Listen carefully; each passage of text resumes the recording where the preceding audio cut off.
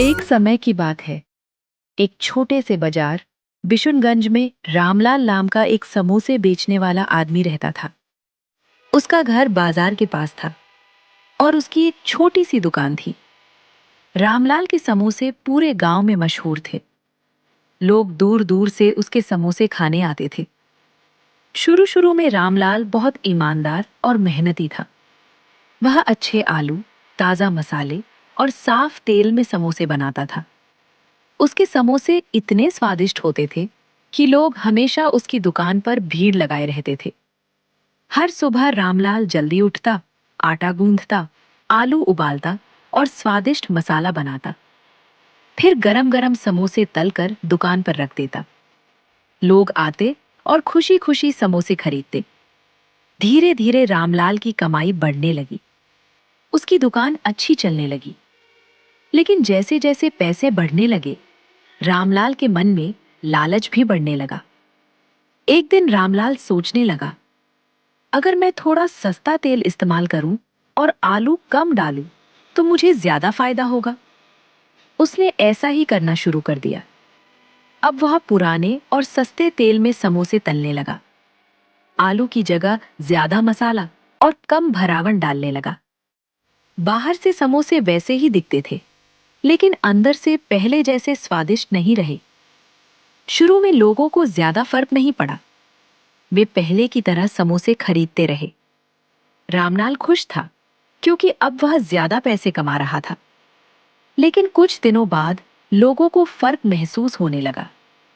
एक दिन गांव का एक बुजुर्ग आदमी उसकी दुकान पर आया और बोला, रामलाल, पहले तुम्हारे समोसे बहुत स्वादिष्ट होते थे, अब उनका स्वाद बदल गया है। रामलाल हंसते हुए बोला। अरे बाबा, आपको ऐसा ही लग रहा होगा, समोसे तो वैसे ही हैं। बुजुर्ग आदमी चुपचाप समोसा खाकर चला गया। धीरे धीरे गांव के और लोग भी यही बात कहने लगे। किसी ने कहा, समोसे में आलू कम है। किसी ने कहा, तेल की गंध आ रही है। लेकिन रामलाल ने किसी की बात पर ध्यान नहीं दिया।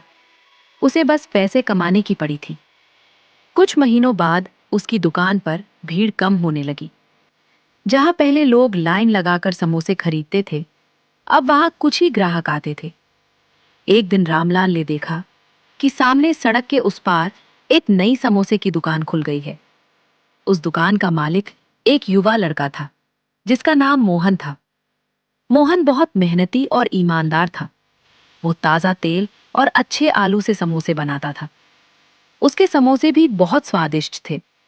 धीरे धीरे गांव के लोग मोहन की दुकान पर जाने लगे। रामलाल की दुकान लगभग खाली रहने लगी।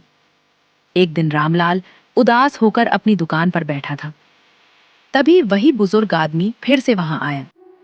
बुजुर्ग ने पूछा, क्या बात है रामलाल, आजकल तुम्हारी दुकान पर ग्राहक क्यों नहीं आते? रामलाल दुखी होकर बोला। बाबा, सामने वाले मोहन की दुकान की वजह से मेरे ग्राहक कम हो गए हैं। बुजुर्ग मुस्कुराए और बोले, बेटा, ग्राहक किसी की दुकान यूं ही नहीं छोड़ते।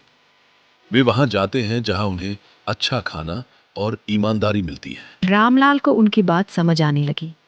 उसने सोचा, शायद मेरी लालच की वजह से ही मेरी दुकान खराब हो गई। उस रात रामलाल को नींद नहीं आई। वह बार बार यही सोचता रहा कि उसने पैसे के लालच में लोगों का भरोसा तोड़ दिया।